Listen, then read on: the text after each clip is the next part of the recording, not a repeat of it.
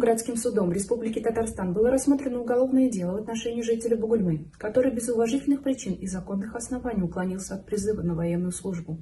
В ходе рассмотрения дела судом было установлено, что призывник в назначенный день не прошел медицинское освидетельствование и не явился по повестке военного комиссариата на заседание призывной комиссии.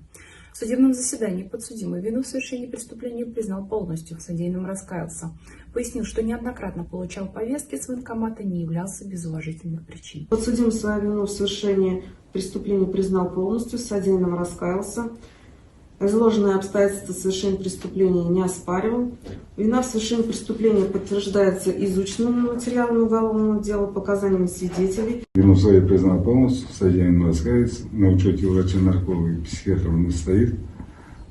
По месту жительства характеризуется удовлетворительным. Мать характеризует с положительной стороны. При ознакомлении с материалом дела он заявил ходатайство проведено в судебном заседании в особом порядке. При назначении наказания прошу учесть состояние его здоровья, здоровья его близких, поэтому прошу назначить минимальное наказание в виде штрафа. Все, Ваша честь. Прошу поверить мне и назначить штраф. И этой же весной я выйду в армию, я хочу служить. Полностью осознал свою ошибку. При назначении наказания суд учел указанные обстоятельства в качестве смягчающих его наказания.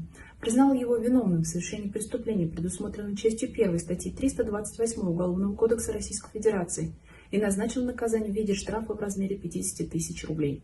Приговор не вступил в законную силу и может быть обжалован лицами, участвующими по делу.